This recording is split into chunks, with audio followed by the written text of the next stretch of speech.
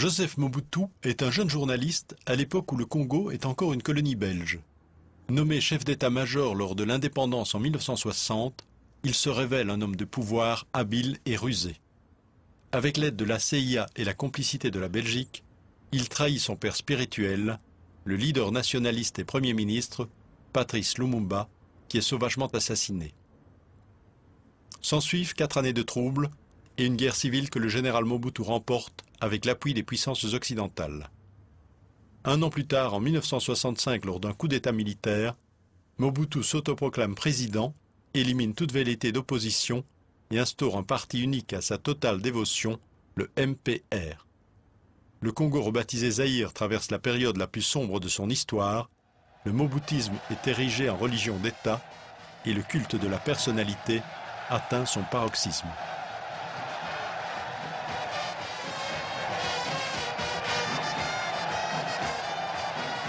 Le moboutisme, ça se résume en ceci. Les enseignements, la pensée et l'action du président fondateur du MPR.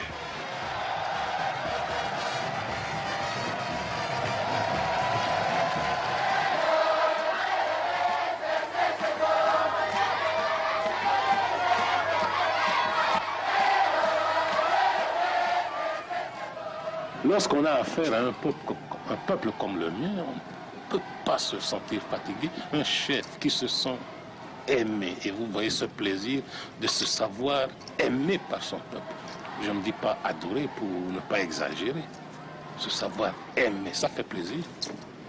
On se tuerait pour ce peuple.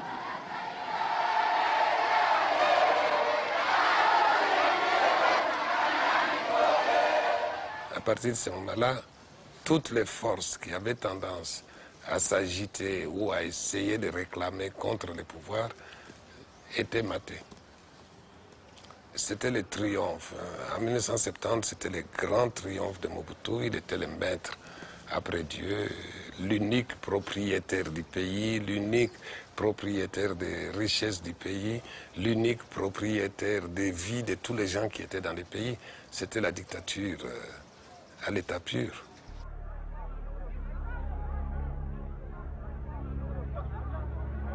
À l'université, Mobutu est publiquement bravé, l'épreuve de force est engagée. Les militaires tirent à bout portant et emportent les corps. Personne ne saura jamais combien de morts il y eut, où et comment les étudiants furent enterrés.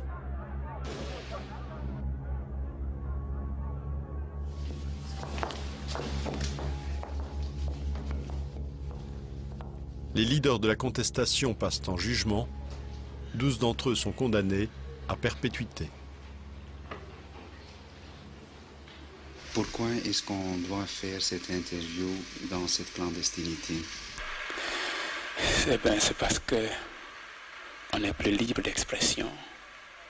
Ce qui fait que si on doit le faire dans un lieu où passerait tout le monde, vous serez victime d'expulsion, tandis que moi, je moisirais certainement en prison ou même être décapité.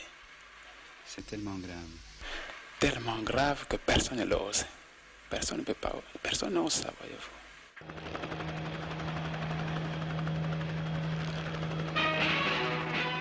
2 ans plus tard, les étudiants récidivent. Le président Mobutu fait fermer l'université et incorpore les 2000 étudiants dans l'armée.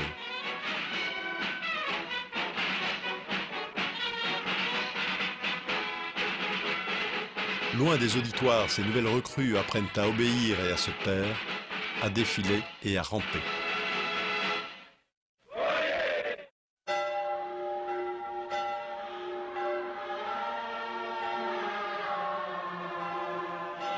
Après l'université, c'est au tour de l'Église d'oser émettre des réserves et de critiquer le parti État et son président fondateur.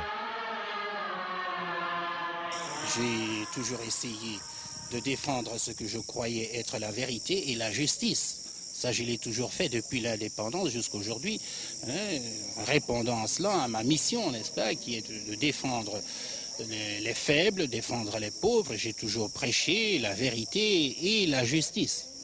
Et vous n'entendez pas que les responsables de l'Église se mêlent de la politique? Il n'en est pas question, c'est inadmissible, inacceptable. Si ça se fait en Belgique, si les curés se mêlent de la politique chez vous, tant mieux, mais ici, chez moi, pas question. On ne peut pas mélanger les deux choses.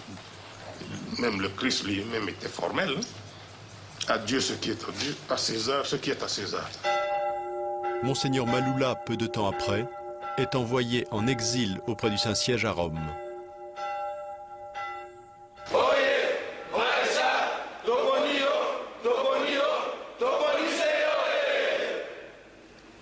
Soldats zaïrois, notre serment. Jésus,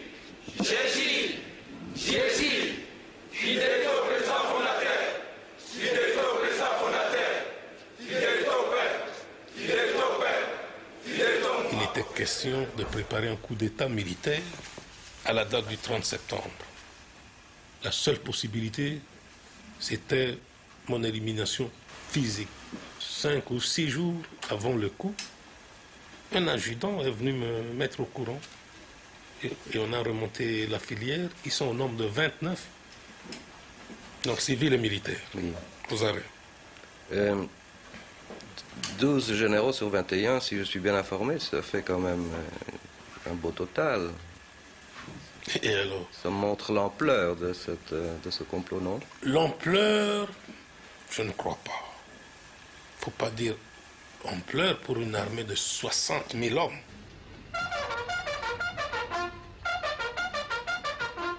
Alignement.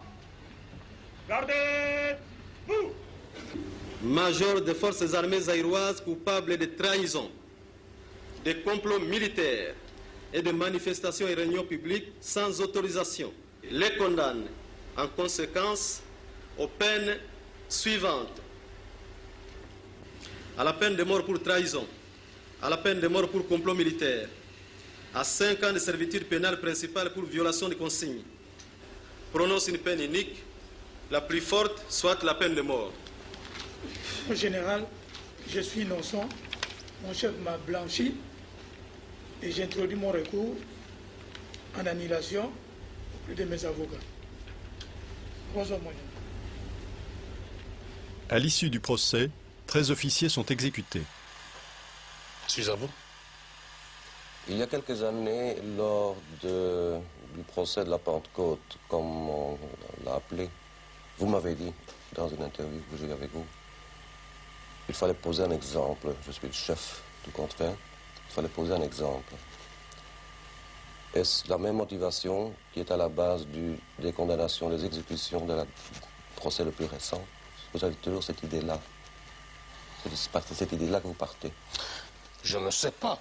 Mais je dois vous dire tout de suite là que des situations de ce genre seront toujours, mais sans pitié, mais avec rigueur réprimée. Ça, c'est moi qui vous le dis. Et je le dis même brutalement.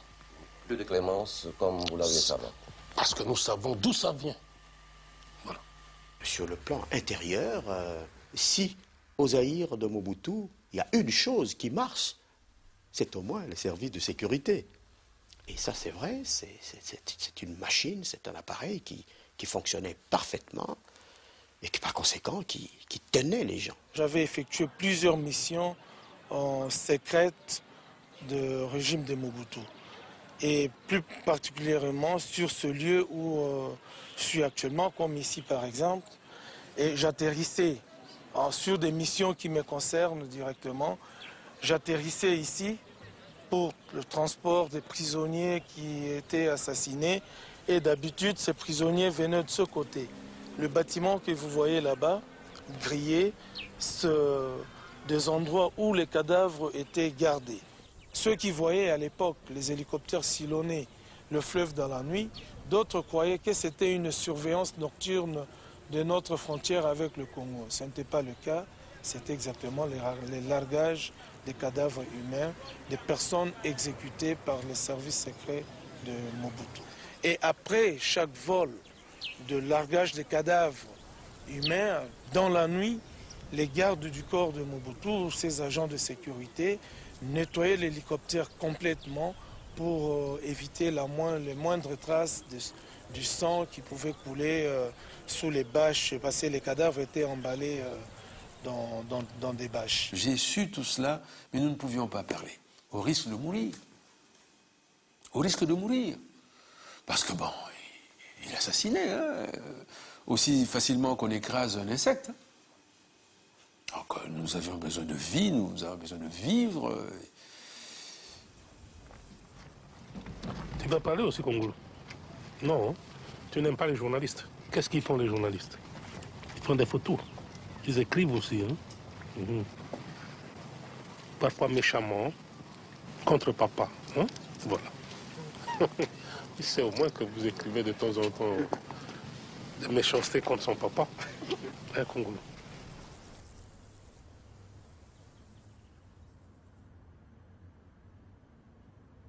Fils bien-aimé Jean-Paul, tu es déjà à l'âge de comprendre certaines choses, et même plus, surtout pour la vie de celui que tu as connu comme père, et dont les premiers ennuis et soucis ne sont pas seulement d'ordre familial. Tu peux reconnaître et distinguer des personnes qui s'acharnent à la disparition de notre clan, et surtout de cette œuvre que je compte laisser à travers l'histoire, autour de notre nom, ton nom. Sache qu'ici-bas, au niveau où nous sommes arrivés, nous avons beaucoup plus d'ennemis que d'amis.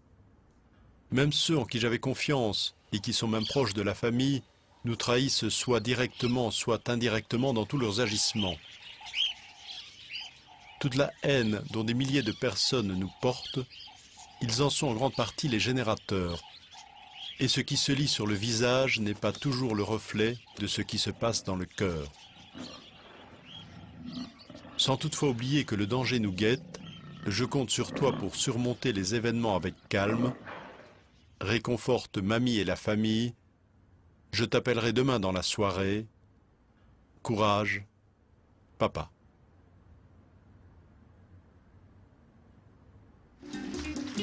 Yamama Mobutu Sese Seko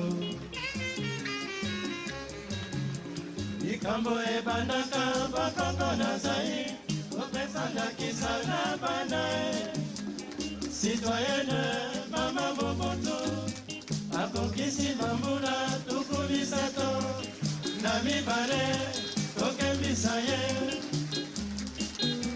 tobengaka ye mama lokumu ya mboka Zaire. Entre deux pas de danse, le président, aux côtés de sa femme Marie-Antoinette, savoure le succès et la reconnaissance que lui confèrent les dignitaires de l'ancienne puissance coloniale, le royaume de Belgique.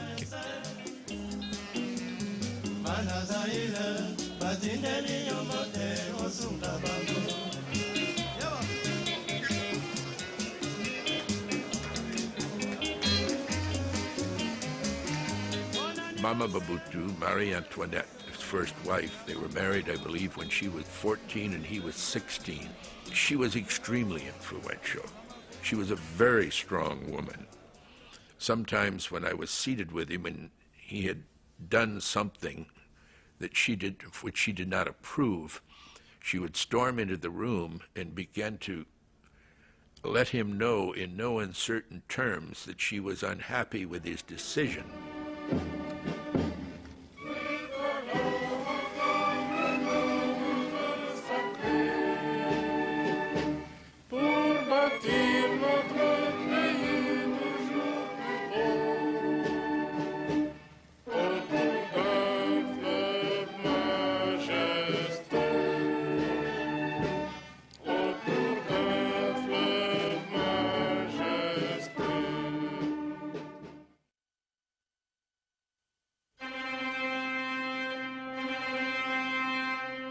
Quelque temps après le décès de sa première épouse et quelques jours avant l'arrivée à Kinshasa du pape Jean-Paul II, Mobutu se met en règle avec Dieu et son peuple. Il se marie avec une institutrice, Bobby Ladawa, son ancienne maîtresse avec laquelle il a déjà 4 enfants. La deuxième femme, vous savez, c'était un deuxième bureau, comme on dit ici. C'était la concubine. La maîtresse, comme vous dites chez vous. Toute sa vie, cette femme s'est comportée en maîtresse. Pour la petite histoire, ça peut être intéressant. Elle avait notre jumelle qui s'appelait Kossi et qui est devenue la femme de Mobutu. Les deux. Les deux sont devenus la femme de Mobutu. J'étais toujours étonné, mais j'ai toujours mis ça sur le plan de la tradition africaine. Comment une femme deux jumelles peuvent partager le même amour, je dirais. Et j'ai vu que ça s'organisait très très bien, c'est-à-dire qu'ils partageaient les choses équitablement et qu'ils aimaient profondément ces deux femmes. Mais tout ça s'organisait très bien à table. Elles étaient toutes les deux. En voyage officiel ou officieux, elles étaient toujours là. Et ça s'organisait assez bien.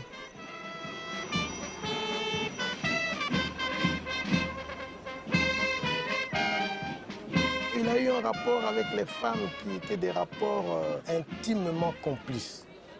Et toute sa vie a recherché de manière presque forcée, presque, comment dire, presque orgiaque la présence des femmes. Je connais beaucoup de choses sur le plan de la sexualité du président Mobutu, mais il aimait beaucoup les femmes. Un peu comme tout le monde, hein, mais il allait plus loin que cela. On peut aimer les femmes, mais il allait plus loin que ça. Donc, et ce qui est plus grave ici, je politise l'affaire, c'est que il est allé pratiquement avec toutes les femmes de ses collaborateurs. C'est grave. Et moi-même, j'étais ambassadeur à Paris.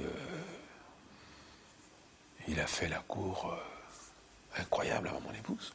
J'ai vu, nous étions au restaurant, il s'arrangeait toujours pour que mon épouse soit dans son environnement immédiat. Il la prenait, moi je voyais, mais je faisais semblant de ne pas voir. C'est gênant. Il a beaucoup utilisé les femmes, notamment les femmes des autres, pour affaiblir leur mari et donc devenir plus puissant. Ah oui, bien sûr, bien sûr. Comment?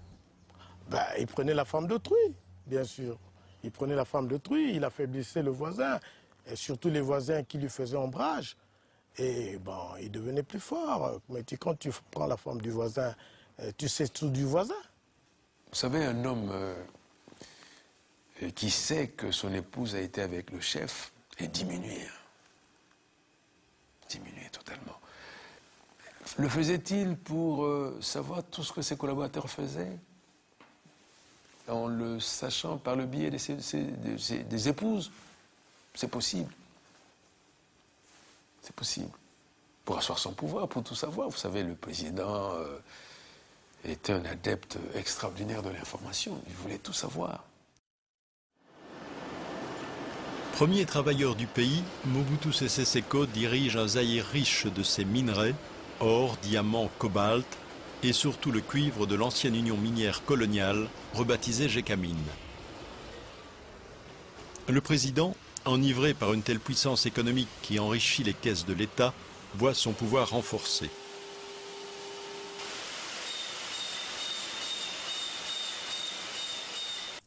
Il conçoit de pharaonesques projets industriels pour le pays, devenu un nouvel Eldorado pour affairistes internationaux. C'est l'époque des éléphants blancs, ces travaux gigantesques qui vont remplir les coffres de grandes sociétés internationales et les poches de quelques notables mobutistes.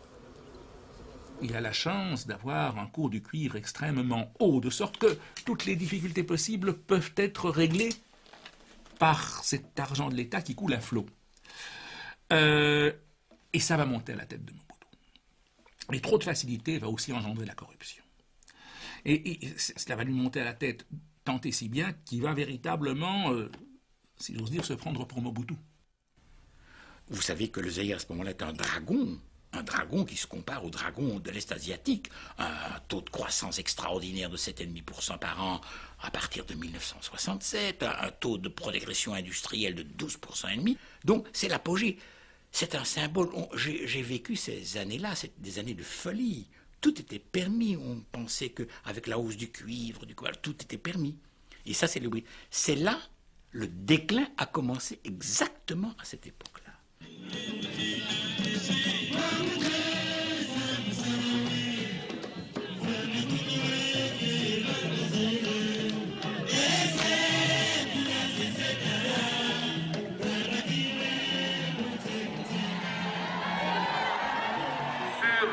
Zaïre financièrement malade, beaucoup de médecins se penchent, chacun avec son diagnostic et ses recettes thérapeutiques. Qui pour un traitement de choc, qui pour une chirurgie radicale. Nous ne sommes pas des mendiants parce que nous reconnaissons nos dettes. Notre pays ne peut pas être condamné suite à une baisse inhabituelle et imprévisible des cours du cuivre. Nous avons une politique et des perspectives. Et ceux qui nous feront confiance ne seront pas déçus. Au moment où Mobutu est justement sur sa lancée de plus en plus autoritaire et d'idées de grandeur de plus en plus affirmées, que les choses vont devenir de plus en plus difficiles et que l'État va être de moins en moins bien géré.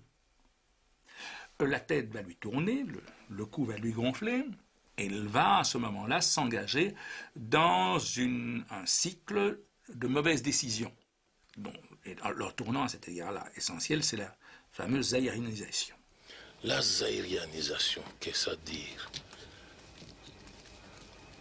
Lorsque j'ai dit zaïrianisons, c'était quoi?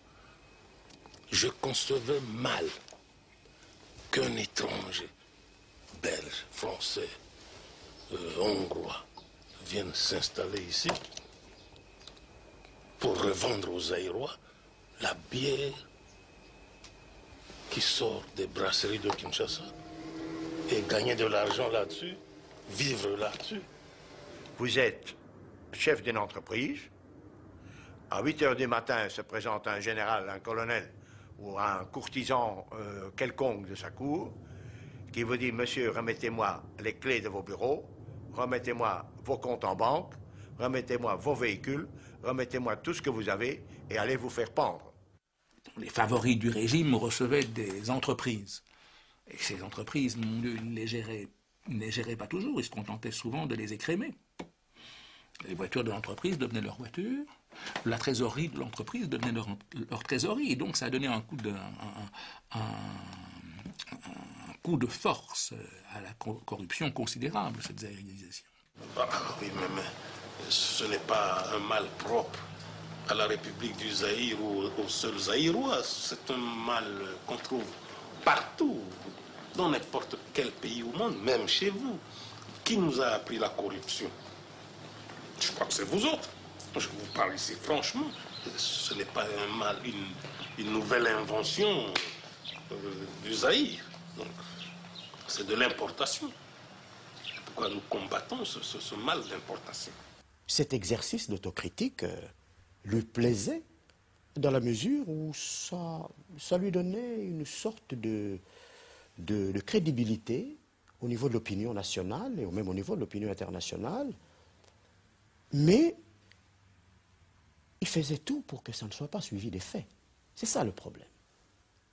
J'ai mis surtout l'accent sur les valeurs morales qui commencent à faire défaut dans notre société. Le Zaïrois est un peuple déiste et puis qui a commencé depuis quelques années à abandonner ses valeurs morales, spirituelles et puis à aimer de plus en plus l'argent, des richesses, et puis certains facteurs extérieurs de richesse, et puis le m'as-tu vu. C'est l'ensemble de tout ce comportement, de cette attitude que j'ai dénoncé. D'abord, c'était sa tribu, et puis sa famille. Tout ça, ce sont les étapes qu'il a connues. Une cour d'abord diversifiée, une cour régionale, une cour ethnique, une cour tribale, etc. Et puis familiale. Quels étaient les privilèges et les habitudes de cette cour? L'argent, le commerce, l'argent, le diamant, l'or, l'argent. Oh oui, j'étais là pour l'argent, Je faisais tout pour que Mobutu demeure éternel, hein? Absolument. Ah, moi aussi, à l'époque, hein, je n'étais pas dans la cour, je n'étais pas de la cour aussi, mais je faisais tout pour qu'il demeure éternel. In fact, a word was coined, a kleptocracy, a Greek word which means a government by theft, coined, I think, uniquely for Zaire. The corruption there was from top to bottom. From top to bottom. Quand il avait besoin d'argent, il demandait au Premier ministre « Donnez-moi 1 million ». Le Premier ministre disait au gouverneur de la Banque centrale, le président demandait 2 millions, le gouverneur de la Banque centrale sortait 3 millions. Voilà. Lui, il n'avait reçu qu'1 million. Le Premier ministre recevait 1 million aussi, le gouverneur 1 million. En demandant 1 million, 3 sortaient de la banque. I think there became a confusion, perhaps in Mobutu's mind, as to, you know, l'état c'est moi. He was the government, therefore the treasury was his piggy bank. He could, again, we go back to the tribal chieftain. It's my impression that tribal chieftain always had the best hut or the best home in the village. They had the most wives, they had the most chickens or the most goats. He was also so clearly a man who had amassed a fortune for himself from all aspects of economic life in Zaire. He'd accumulated wealth that I have no reliable way of estimating, but I can tell you that it is often considered to be as much as 3 or 4 billions of dollars that he had in accounts elsewhere. Alors vous avez une dizaine de propriétés en Belgique, c'est ce dont on parle aussi, 2 en France, 1 en Suisse, Portugal, Espagne, plusieurs ici. C'est ça la fortune. C'est avec la dotation présidentielle Madame, que... selon vous, c'est ça la fortune? Si c'est ça la fortune, alors dans cette condition, madame, eh bien, c'est la tête de quelqu'un qu'on veut. Lorsque chez vous, il n'y a que le mot argent à la bouche, celui qui vous arrache ce beefsteak de la bouche, c'est un homme à abattre. Voilà la vérité. Il y a d'autres estimations. Laissez-moi continuer. Et vous tournez autour du pot la fortune du président Mobutu. La fortune du président Mobutu, c'est plus que la dette du Zaïre. On ergote autour de ça. Soyons sérieux. Et ne tournez pas autour du pot la fortune du président Mobutu. La fortune que vous avez tirée du Zaïre, c'était par Léopold II qui nous a spoliés, qui nous a pillés. Voilà, ce n'est pas Mobutu.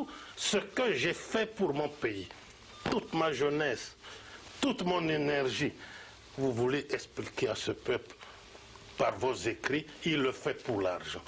Faire ce que j'ai fait, ce n'est pas pour l'argent, mon cher ami. Je le fais parce que par nationalisme, par patriotisme.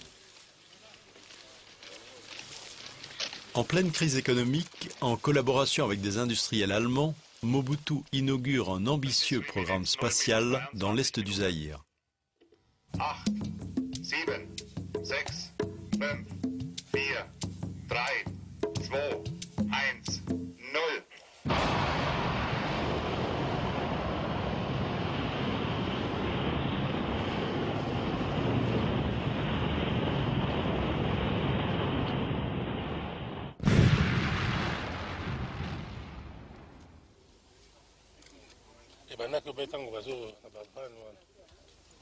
Bon, c'est ton résultat quand même. Hein. Il y a eu une vanne qui n'a pas marché. Ah oui, propulsion est là qui bien.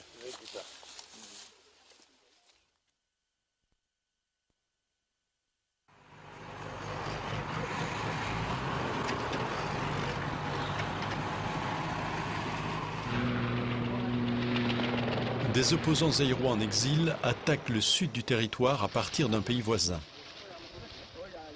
Sérieusement ébranlé, le commandant suprême des forces armées zaïroises descend sur le terrain des opérations.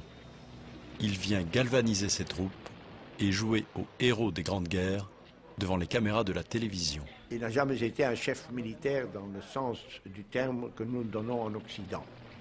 D'abord, il n'en avait pas reçu la formation. Il a reçu comme formation gradé comptable dactylographe. Donc, il n'a jamais eu un cours ni de tactique, encore moins de stratégie. Chaque fois qu'à la tête de ses forces, il a voulu réduire une rébellion, une mutinerie un peu organisée, chaque fois il s'est fait battre à plat de couture. Et chaque fois il a dû faire appel à des conseillers extérieurs. Donc il n'avait, sur le plan militaire, absolument aucune compétence. Mais de nouveau, comme chef africain, il avait indiscutablement du courage. Il était sportif, et courageux, mais n'était pas capable de diriger une armée. Officiellement, pour protéger la population européenne, la Légion étrangère saute sur Kolwezi. À nouveau, le régime et le président Mobutu sont sauvés de justesse. Mobutu, pour éviter la défaite totale, avait été obligé de tuer, de faire massacrer les Français, leurs épouses et leurs enfants qui étaient à Kolwezi, pour obliger Giscard à intervenir. Et Giscard est tombé dans les panneaux, il est intervenu, il ne pouvait pas faire autrement, les pauvres. Et Mobutu a été sauvé grâce à cela. France, oyez! Giscard, oyez! Zaïre, oyez! Amitié France-Zaïre, oyez! Je vous remercie.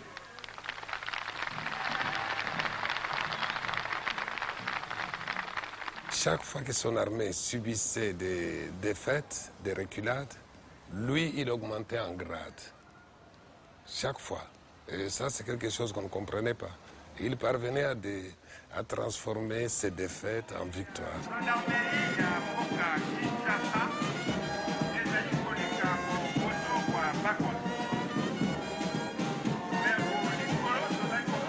Président de la République, président fondateur du parti, commandant suprême des armées, magistrat suprême, les titres officiels de Mobutu s'accumulent mais ne le satisfont pas. Il rêve d'être président à vie, ou mieux, roi du Zaïre. Mais prudent, le général de corps d'armée Mobutu, qui a remporté 3 victoires extérieures sur l'ennemi, se fait désigner maréchal du Zaïre par la hiérarchie militaire.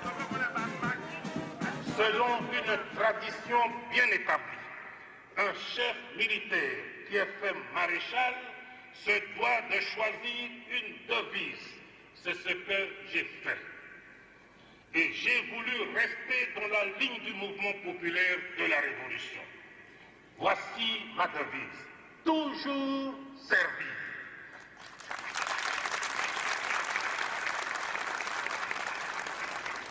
Interdiction d'exercer les droits civiques et politiques pendant 5 ans à l'endroit d'Ngaluka, Tshisekedi.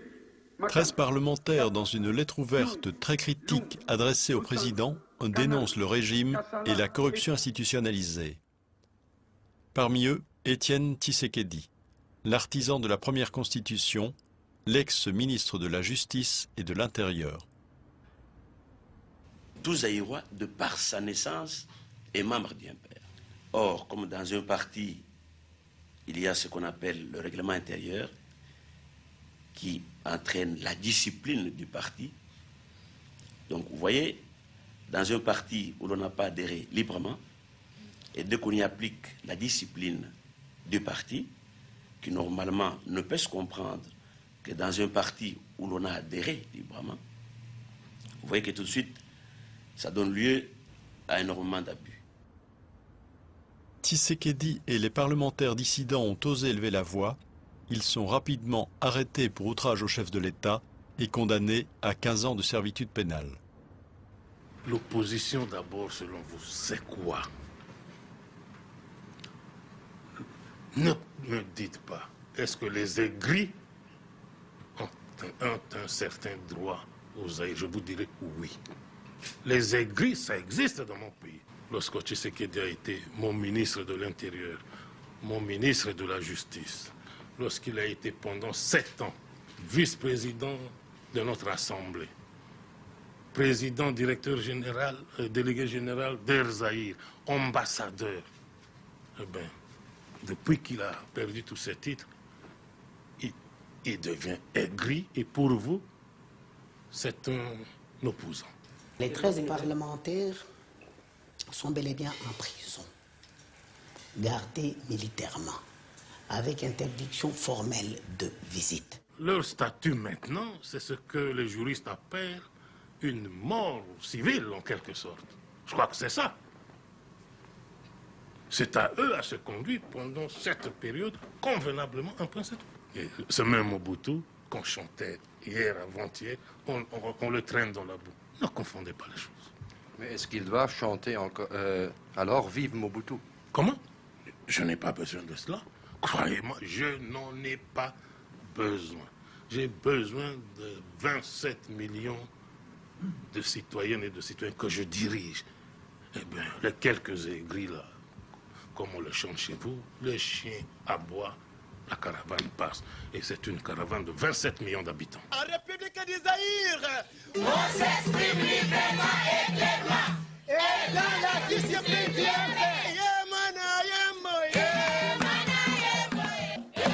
fidélité,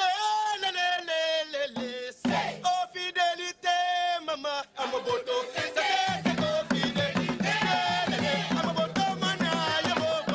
Il avait imaginé un système de manège forain.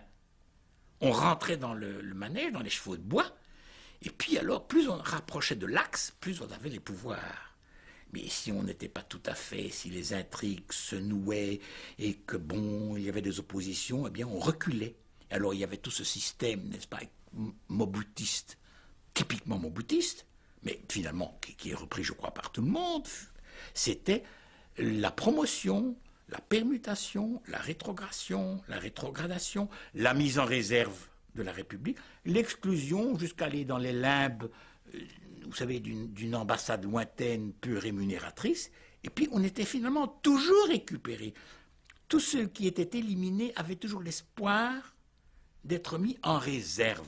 Il y avait toujours possibilité, n'est-ce pas, d'un retour et d'un pardon accordé par le père fondateur. Je peux affirmer, un peu comme le bon pasteur de l'Évangile, je connais mes compatriotes et mes compatriotes me connaissent. Je dois parfois frapper, et même très durement. Mais comme vous le savez, nous vivons sur la terre des hommes. Et si un chef doit savoir punir, j'estime que le pardon est quelquefois nécessaire. Ceci dit, mon chemin est simple. Vous êtes aujourd'hui bénéficiaire des mesures d'amnistie que je viens de prendre. Vous sortez de la prison. Vous rentrez d'un exil. Le lendemain, vous recommencez. Aussitôt, je vous reprends et vous retournez en prison. Nous refusons cette offre d'amnistie pour des raisons objectives. Nous devons aussi, en rentrant, entrer dans le MPR, c'est-à-dire renoncer aux principes pour lesquels nous avons lutté pour le moment. Donc, en quelque sorte, faire une reddition sans condition. Aussi, nous refusons de le faire dans des conditions humiliantes et dégradantes. Faire amende honorable, aller nous mettre à genoux, faire allégeance devant le président Mobutu, nous estimons que cela est une abjuration politique grave que l'histoire et le peuple ne peuvent jamais nous pardonner. Boyoki, ancien premier commissaire d'État, ce qu'on a évité la Kotanga Kombonaye, citoyen Gounz, Boyoka qui va déclaration il y a sali à Bruxelles. À Kepe Kosala en Amérique, à l'objet 30 juin, à l'ingé réconciliation, à Zali Kozonga. Après ce date, il y a Zali Kozonga.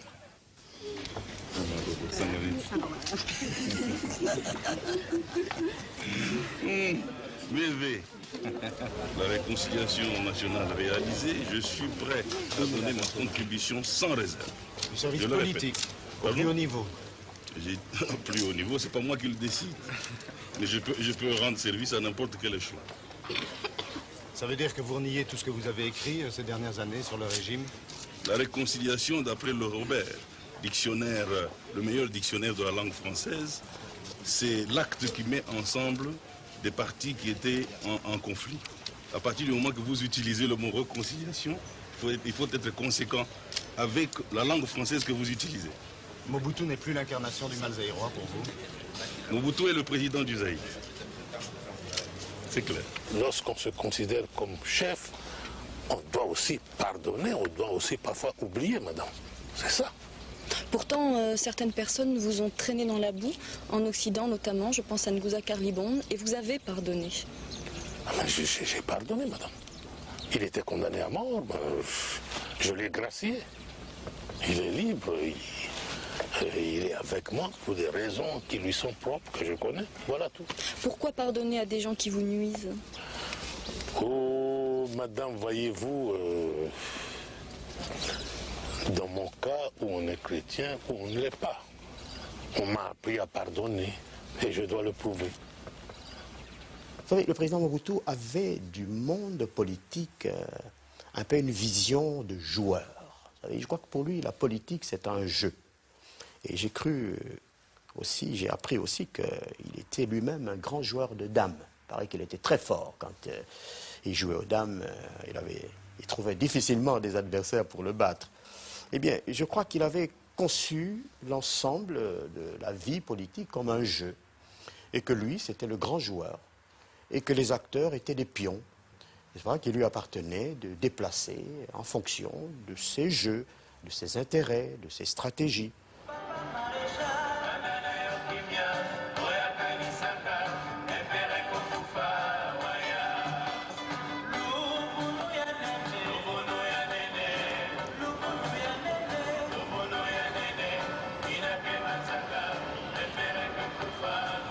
Maréchal du Zaïre, ta perspicacité et ta sagacité, transcendées du ciel comme une science infuse, de façon prime sautière, sont sans pareil.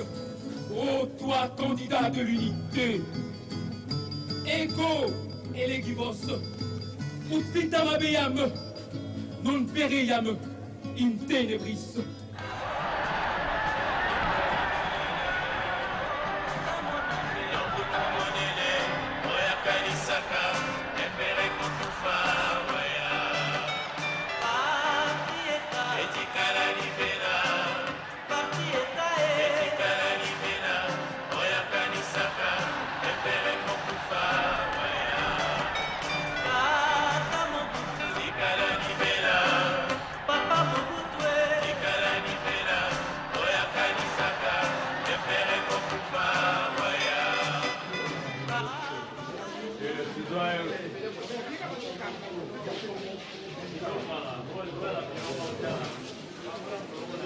Comme tous les 7 ans, Mobutu, seul candidat, se présente aux élections. Les électeurs ont le choix entre 2 bulletins, un bulletin vert pour l'unité et la paix, un bulletin rouge pour le changement et le désordre.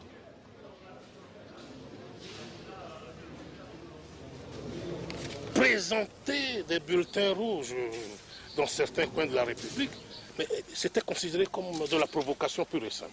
Ça n'était pas facile. Et il faut le comprendre et le retenir la chose. Ça n'était pas facile de faire admettre à certains citoyens de la République du Zaïre que élection signifie 2 bulletins. Et bien, les gens qui chantaient, qui dansaient, disaient ben, nous allons vous voter à 500%. Ailleurs, on disait à 1000%. Vous voyez, considérons ça comme un excès de zèle et n'allons pas au-delà. Voilà tout. Il ne s'est jamais donné le titre de roi ou d'empereur. Mais il était trop malin pour le faire, mais il a substitué cela par d'autres formes de pouvoir qui étaient analogues. Le fait de se proclamer le seul maréchal du Zaïre, mais ça pouvait dire tout. Le seul de ne pas le dire, mais d'être président à vie en fait. Mais c'est ça le félin. Il l'a jamais dit, ça ne se trouve nulle part dans le texte, mais il l'a vécu. Il l'a vécu comme si le peuple lui donnait cela en cadeau. C'est le roi nègre.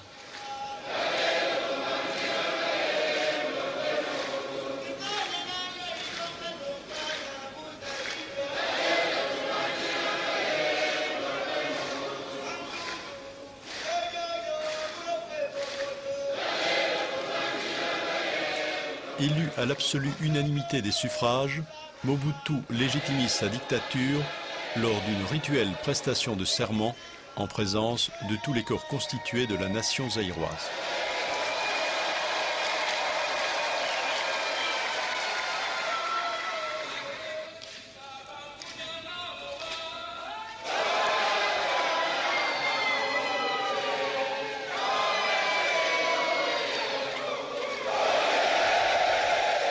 Moi, Mobutu Sese Seko Kukumbendu Wazabanga, élu président du mouvement populaire de la Révolution et de droit président de la République, je jure d'observer la Constitution et les lois de la République du Zaïre.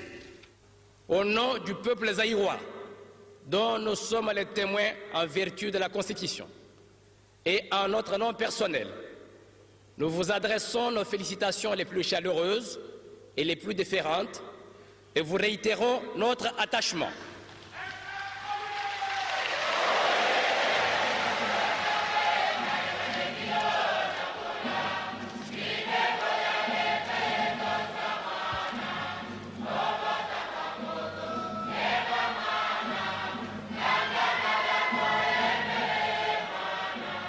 Avoir toutes ces expressions de joie chez les filles et les fils du Zaïre, toutes ces marques d'amour et d'estime envers leur chef, à observer ce climat de paix dans lequel ils vivent, je me pose la question, que dois-je faire qui puisse davantage faire plaisir à ce peuple?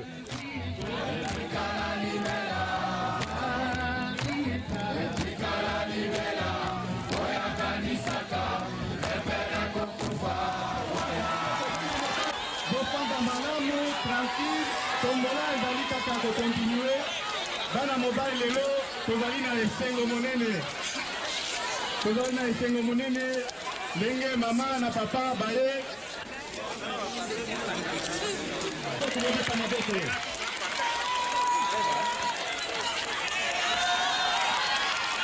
apesi mbote na remerciement na mama présidente avi yamana molakisi na biso ya école primaire esambia auti koganye na mama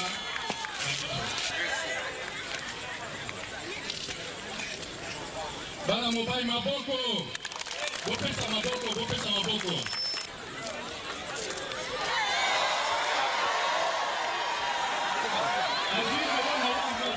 sikoyo batata bamama bandeko biso baso totala na ngambo ya cité bakopeta moto wana o boyebi mbula na mbula 84 ezalaki 87 ezalaki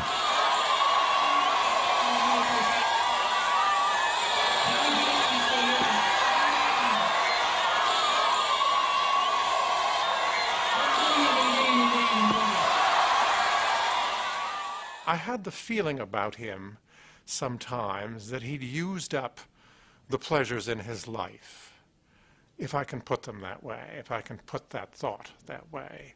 I think that there were times when he was bored, and that increasingly his life was dominated by a kind of boredom. I thought of him as a person who had his homes in Paris, in Switzerland, in southern France, and all the money that anybody could possibly want, and had found that it hadn't brought him the full measure of satisfaction that he yearned for. He was still a person in his mid-50s, which is not all that old, and yet this kind of sober quality to him was often to be found. And I can imagine a Mobutu who felt himself increasingly in a fortress. His isolation is increased, and his misery must have increased.